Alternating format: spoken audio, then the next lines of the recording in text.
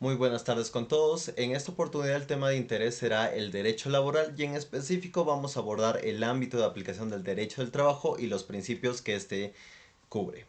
Para empezar debemos saber que el derecho laboral es una rama del derecho que estudia la relación entre empleador y trabajador, además de que los principios y normas jurídicas tienen por objeto la tutela del trabajo, pero este trabajo debemos saber que debe cumplir con ciertas condiciones.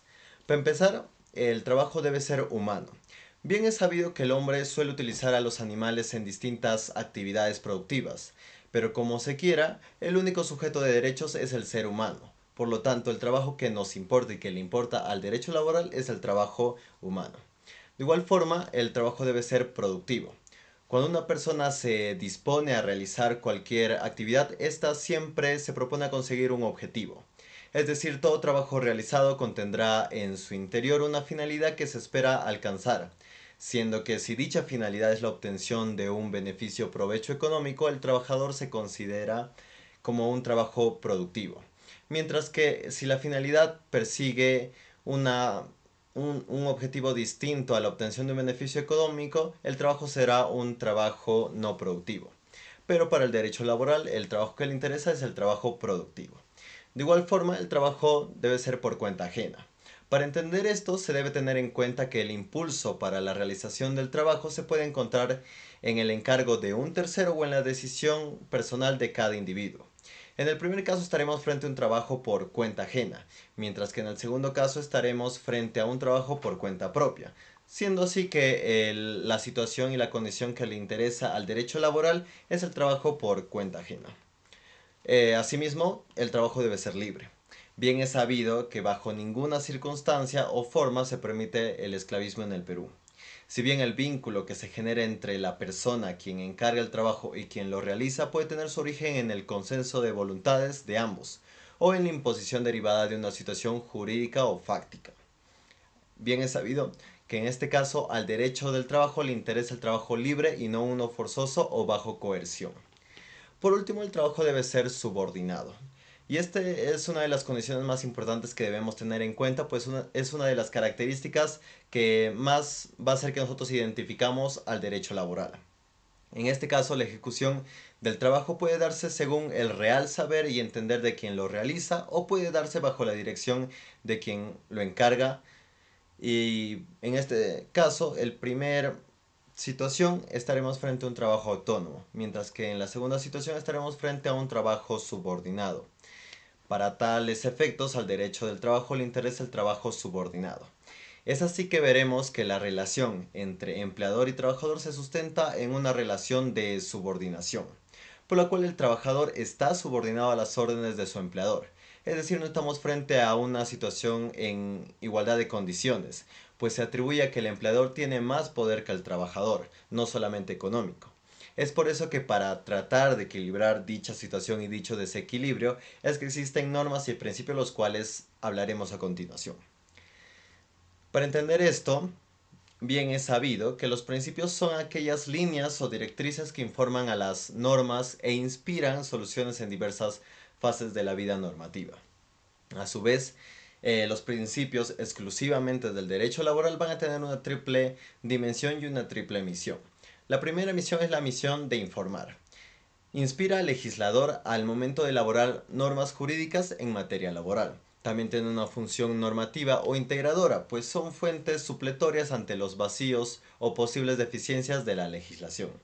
De igual forma, tiene una función interpretativa, ya que son criterios que orientan la interpretación del juez o incluso de los intérpretes respecto a las normas laborales.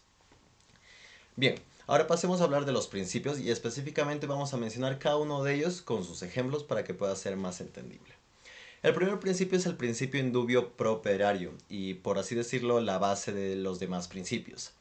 Este principio es aquel cuya razón de ser es el de servir de criterio o guía para interpretar frente a la duda insalvable en el sentido de una norma laboral.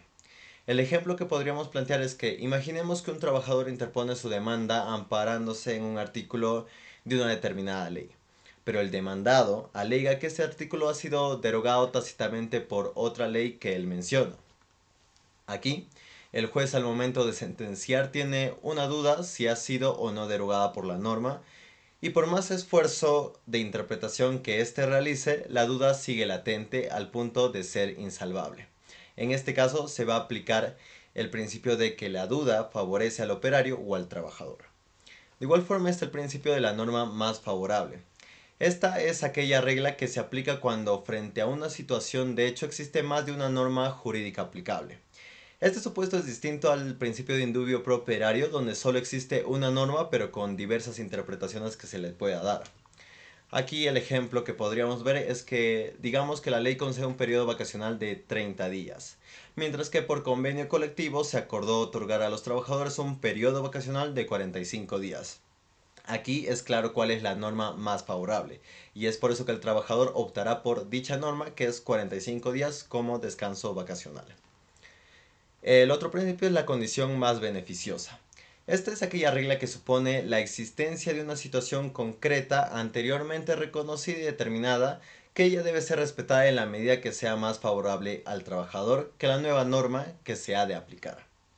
El ejemplo: lo ocurrido a la vigencia del régimen MIPE, que muy a pesar que el empleador se acoja a dicho régimen laboral, los trabajadores antiguos continuarán percibiendo los derechos y beneficios laborales conforme al régimen laboral si estuvieron suscritos a este. El otro principio es la irrenunciabilidad de derechos.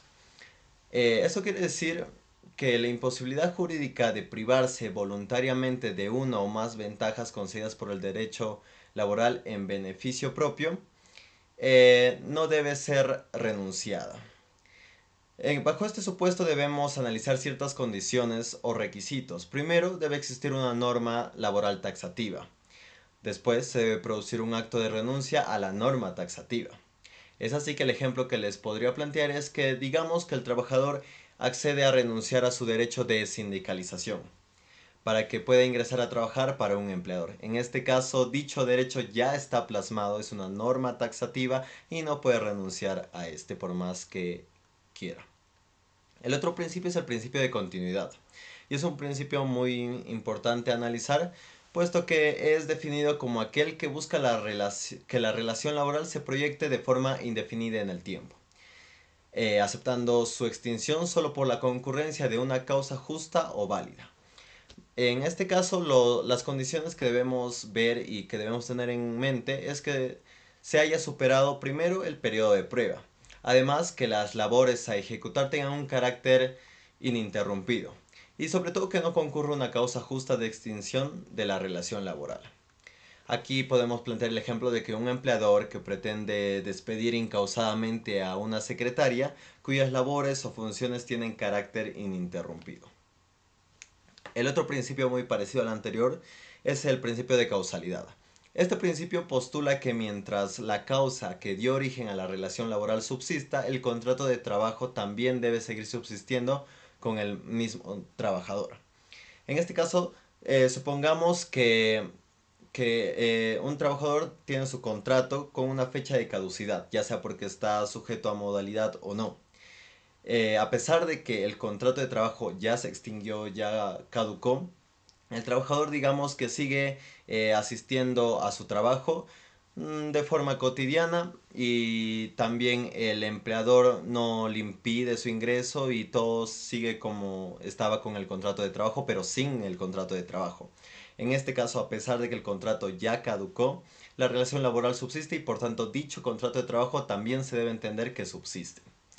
El otro principio es el principio de la realidad y el último y uno de los más importantes.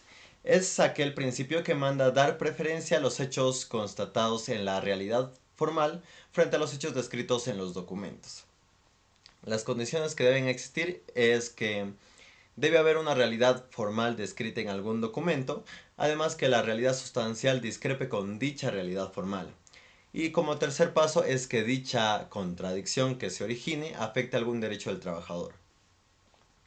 Supongamos que cuando el trabajador suscribe un contrato de locación de servicios, este presupone que los servicios serán autónomos, pero se precisa que en la realidad el trabajo y el servicio, el trabajador trabajó bajo subordinación. En este caso vamos a ver que a pesar de que tanto el empleador como el trabajador contrataron un contrato de locación de servicios, un contrato civil que puede ser malinterpretado también con el contrato de trabajo. La realidad muestra que existe un contrato de trabajo a pesar de que no exista dicho documento o que no exprese el nombre como tal. Existe dicho contrato de trabajo dado que a pesar de que existe un contrato de locación de servicios, el empleador le controla los horarios a su trabajador, su control de asistencia, le manda órdenes, le guía y le dice qué hacer, ¿no? Para que la empresa salga provechosa.